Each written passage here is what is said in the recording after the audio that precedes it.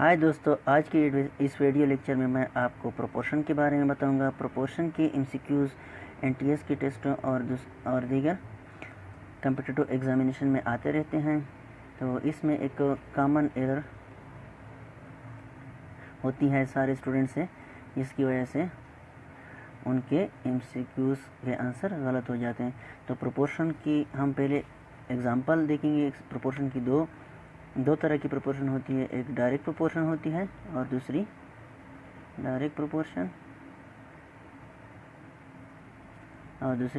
Inverse proportion कहलाती है।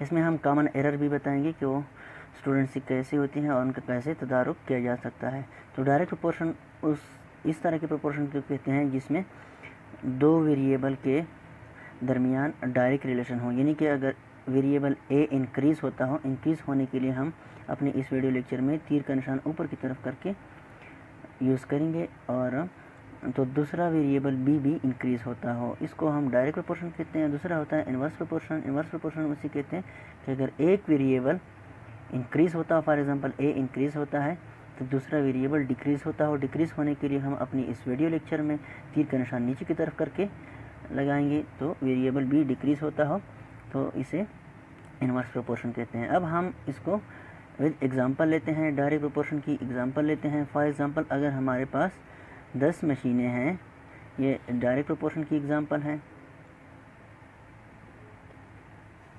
अगर हमारे पास 10 मशीनें हैं और वह हमें एक स्पेसिफाइड पीरियड ऑफ टाइम में 60 टॉफ़ीज़ बना कर देती हैं,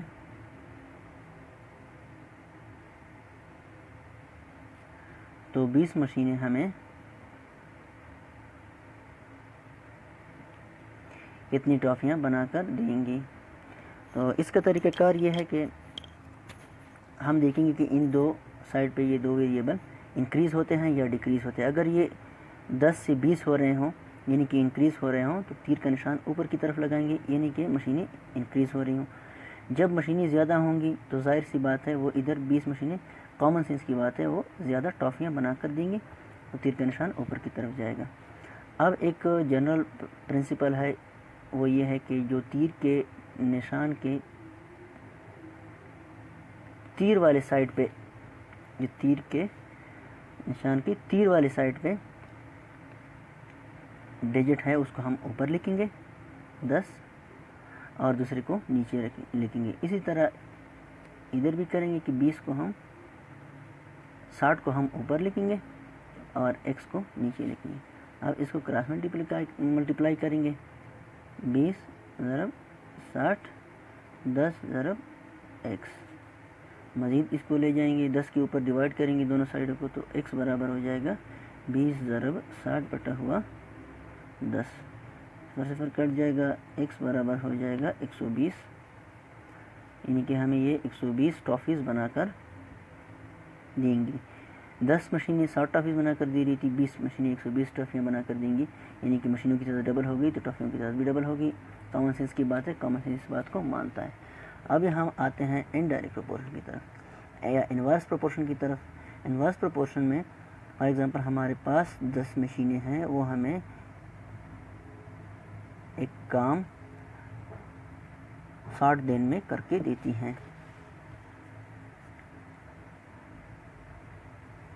अब अगर हमने 20 मशीनें लगा दी तो वो ये काम हमें कितने दिनों में करके देगी। तो इसमें भी हम ये देखेंगे कि मशीनों की तादाद बढ़ रही है, तो तीर का निशान ऊपर की तरफ जाएगा। जब 10 मशीनें एक काम 60 दिन में करके देंगी, तो कॉमन सेंस की बात है कि 20 मशीन वही काम आपको कम दिनों में करके देंगी।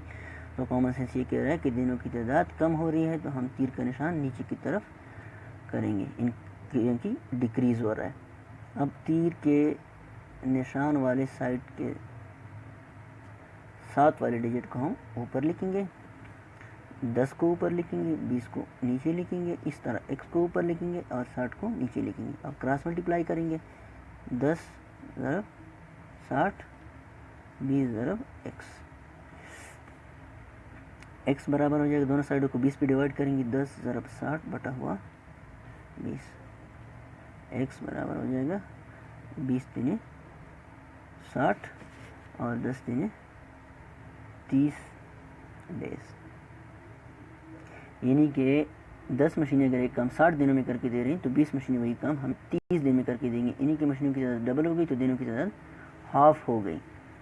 ये कॉमन सेंस की बात है कि मशीनें डबल होती हैं तो वो हाफ दिनों में हमें वही काम करती थी।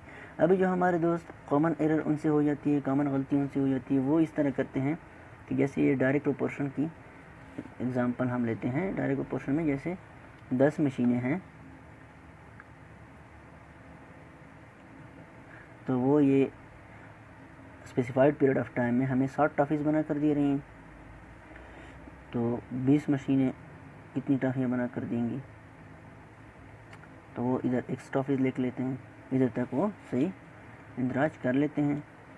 फिर क्रॉस मल्टीप्लाई करते हैं इधर ही, 20 ضرب 60 10 ضرب x बराबर हो जाएगा 20 ضرب 60 बटा हुआ 10, कट जाएगा, ये कट जाएगा, x बराबर हो जाएगा 120 टॉफीज़। ये सवाल तो उनका ठीक हो जाता है। लेकिन जब वो इसी तरह के इनवर्स प्रोपोर्शन के सवाल के साथ भी यही कुलिया इस्तेमाल करते हैं कि अगर 10 मशीनें हैं तो वो हमें एक काम 60 दिन में करके दे रही हैं, तो 20 मशीनें वही काम हमें कितने दिनों में करके देंगी। इस तरह वो क्रॉस मल्टीप्लाई करते अपनी ही जगह पे 10 ضرب x हो जाता है, 20 ضرب 60 हो जाता है, x दोनों साइडों को 10 पे डिवाइड करते हैं तो 20 ضرب 60 बराबर हो जाता है, 20 ضرب 60 बराबर होता है x डिवाइड में 10, x बराबर हो जाता है 120 एस। यानी कि अगर 10 मशीनें हमें एक काम 60 दिन में करके दे रही हैं तो 20 मशीनें वही काम हमें 120 दिन में करके दे रही हैं। मशीनों की तादाद डबल हो गई और साथ में दिनों की तादाद भी डबल हो गई है, तो ये कॉमन सेंस की बात है कि गलत है।